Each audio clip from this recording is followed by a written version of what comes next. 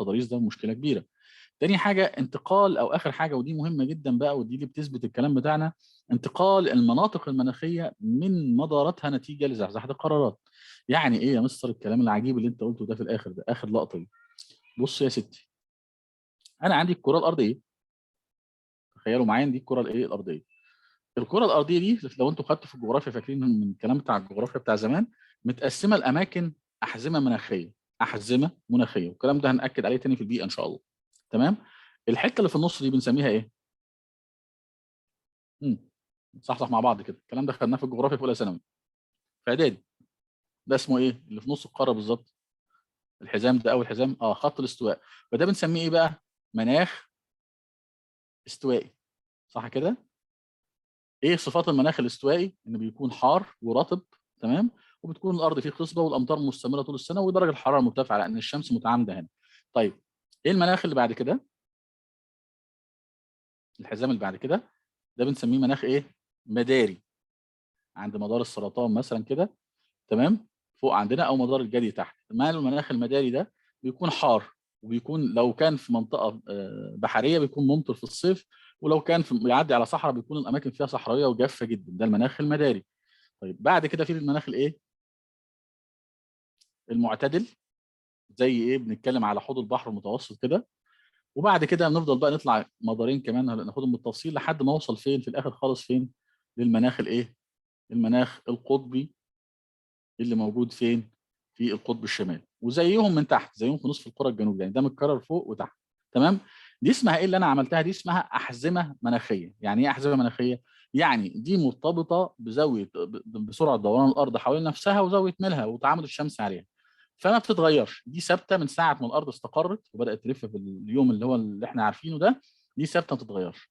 طب ايه اللي بيتغير؟ اللي بيتغير ان اماكن القارات هي اللي بتتغير. تمام. وهنعرف الادله على الكلام ده دلوقتي. بمعنى ان انا لو عندي مكان مثلا يابس زي كده، ماشي، قعد له 20 30 مليون سنه في المكان ده، فايه المتوقع؟ ان انا هلاقي الكائنات اللي مرتبطه بيه، هلاقي كائنات استوائيه، هلاقي النباتات مرتبطه بالايه؟ بخط الاستواء، مرتبطه ان هي تقدر تطلع في مناخ الامطار فيه غزيره والارض فيه خصبه وما فيهاش، واغلبها زي مثلا غابات الامازون والكلام ده اللي هي بنسميها غابات استوائيه، صح؟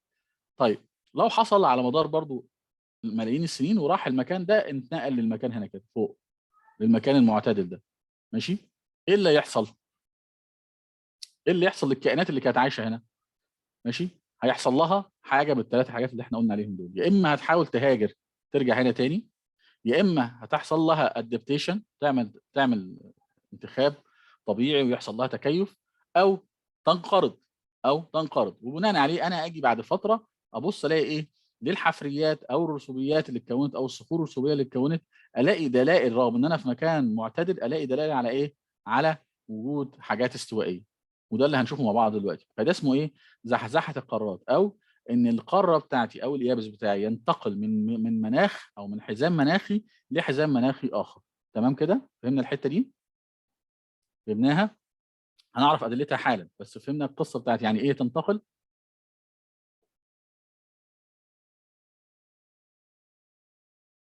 طيب، ايه الادله بتاعت الكلام اللي انت بتتكلم عليه ده وانت عمال تقول وخلاص والايه ومفيش دليل على الكلام بتاعك ده؟ لا يا عم، تعالى نشوف ادله. طيب، نرجع نفتكر الكلام بتاعنا كده. اول دليل عندنا هناخد كام دليل؟ هناخد 4 ادله.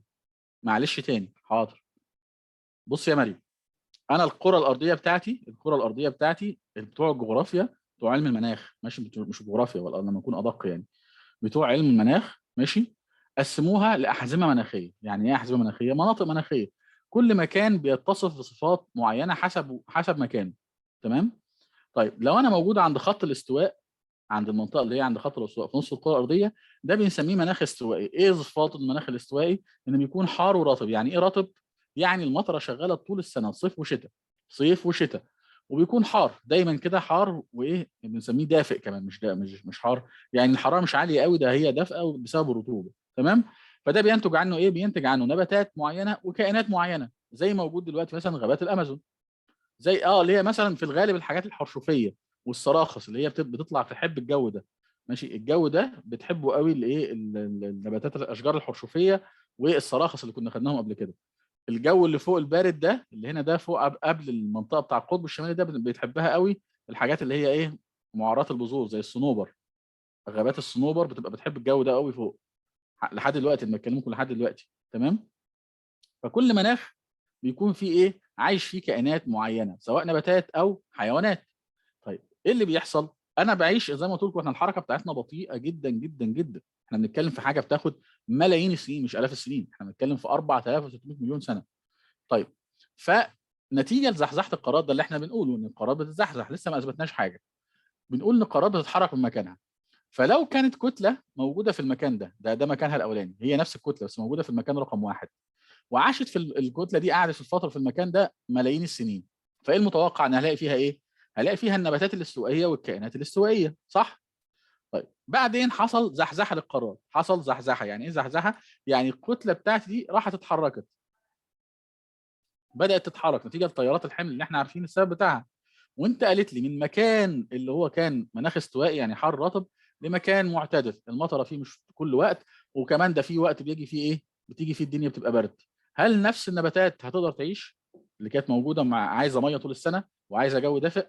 مش هتقدر. هل نفس الكائنات الحيه الحيوانات والكلام ده هتقدر تعيش في نفس المكان؟ مش هتقدر. طب هتعمل ايه؟ تعمل حاجه من ثلاثه قلت لك عليهم. اول حاجه او الاسهل انها تحاول تهاجر، تحاول تهاجر يعني تحاول تدور على منطقه في اليابس ايه تتنقل. ده مكان بقى هتسميه ده هيبقى مكان جديد، ده ندره، وتنتقل لمكان فيه تكدس. ماشي. مكان لان في مكان يابس تاني جاي في مكانها، فتحاول تروح للمكان ده، فتعمل ايه هجره. تمام. طيب ما عرفتش تهاجر وما كانش عندها القدره دي ولا ربنا خلق لها القدره دي، تبدا تحاول تعمل تكيف اللي هو ايه بنسميه الانتخاب الطبيعي ناتشورال سelection. يعني ايه تكيف؟ تبدا تطور في مهاراتها وحياتها انها تتكيف مع الجو الجديد، تتحمل البرد، تتحمل قله الميه، تتحمل مش عارف ايه وهكذا. طيب ما عرفتش كده تعمل كده، يبقى بيحصل لها في الاخر بتموت، تنقرض بقى وتختفي تماما، وتعمل لي بقى مكانها الحفريات والقصص بتاعتنا دي. تمام. ده اللي بيحصل لما القاره بتاعتي الجزء اليابس ده ينتقل من حزام مناخي لحزام مناخي اخر. وضحت كده يا مريم؟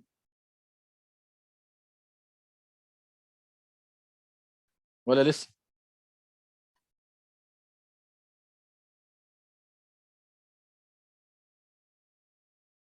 طيب ايه الادله بتاعتك يا عم؟ ايه الادله بتاعتك يا عم؟ طيب نقول لك العصر الكربوني، ونبدا بقى نزود شويه معلومات. احنا ما كناش خدنا له زمن، احنا كل اللي خدنا الزمن اللي احنا خدناه ان قلنا ان العصر الكمبري اللي هو فيه بدايه الحقبه القديمه، حقبه الحياه القديمه، بدا من 542 مليون سنه. ده الرقم اللي احنا قلناه قبل كده، صح؟ لو حد فاكر السلم الجيولوجي ما قلناش ارقام قبل كده. نبدا نزود بقى شويه معلومات وشويه ارقام. اول حاجه هقول لك يا ستي ان العصر الكربوني بدا من 300 مليون سنه. ده رقم جديد اهو يخش معانا في القصه دي. ايه اللي كان حصل في العصر الكربوني لو نفتكر مع بعض؟ العصر الكربوني ده بدايه ظهور البرمائيات، فاكرين؟ ظهور البرمائيات وانتشار وازدهار الغطاء النباتي اللي كان بيتكون من اشجار حرشفيه وسراخص. طيب عشان المناخ ده، عشان الحاجات دي تزدهر، يبقى لازم الظروف المناخيه اللي تكون موجوده وتنتشر فيها القصه دي لازم تكون دافئه. انا عايز اشجار بكميات كبيره جدا، لازم تكون رطبه، ماشي، لازم تكون في سهول منبسطه مش حاجه عاليه عشان التربه تكون غنيه بالعناصر اللازمه.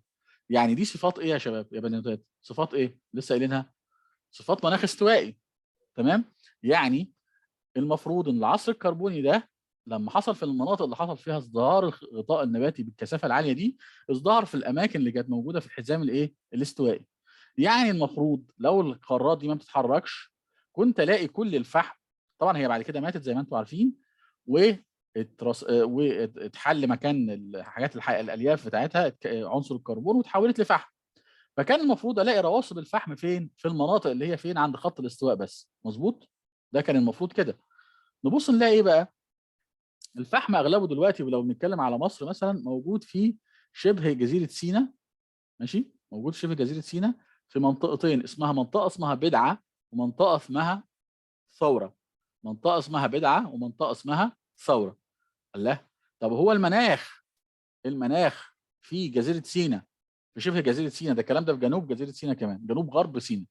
هل المناخ هناك هل المناخ هناك استوائي؟ حد راح سينا قبل كده؟ لا مش استوائي، ده المناخ هناك ايه؟ حار. يعني بنتكلم عن الحته دي، المناخ هناك حار، مناخ مداري حار. طيب يبقى معنى الكلام ايه اللي حصل؟ معنى الكلام ايه اللي حصل؟ بالظبط، حار مش رطب ده خالص. التاني ايه؟ التاني بقول لك دافئ مش حار، في فرق بين دافئ وحار يا مريم. انا المناخ اللي انا عايزه يكون دافئ يعني مش حر قوي، ويكون رطب. يعني ايه رطب؟ يعني ايه؟ يعني مطره شغاله على طول. معنى كلمه رطب يعني المطره شغاله على طول، فمخليها رطوبه بنسبتها عاليه جدا. يبقى حصل ايه؟ حصل حركه. يبقى معنى كده ان ايه بالظبط؟ وما فيهوش نباتات. دلوقتي حاليا ما فيش اي نباتات.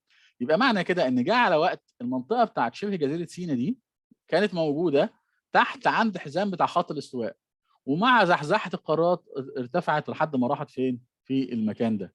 ماشي؟ فده اول دليل. ده حصل فين؟ في العصر الكربوني. يبقى كل رواسب الكربون، كل رواسب الفحم اللي مش موجوده في مكانها عند منطقه الاستواء، هي موجوده مثلا في اوروبا، موجوده عندنا في مصر في شبه جزيره سيناء، موجوده في روسيا.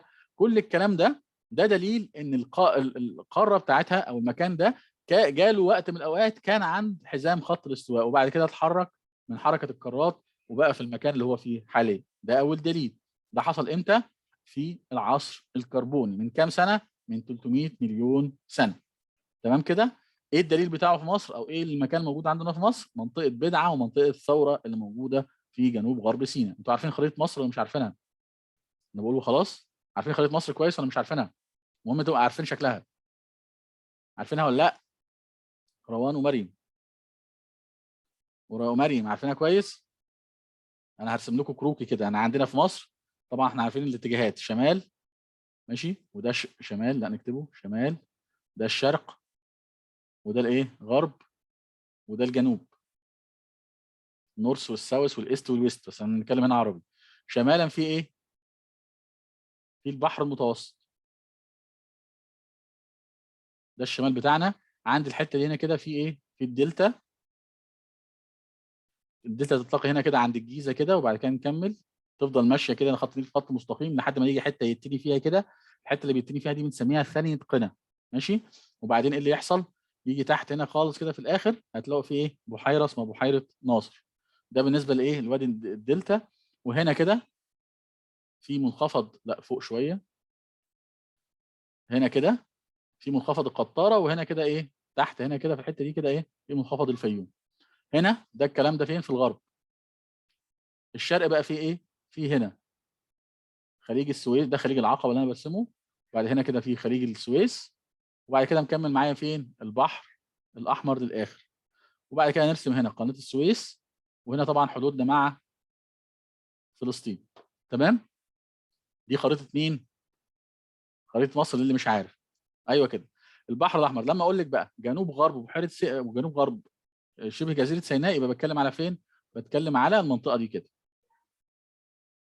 تمام؟ لما اكلمك على جنوب غرب شبه جزيره سيناء، يبقى دي منطقه بدعه ومنطقه ثوره، عشان لو جات لي خريطه ولا حاجه ابقى عارف انا بتكلم على فين. تمام؟ ده طبعا البحر الابيض. ماشي؟ وده البحر الاحمر.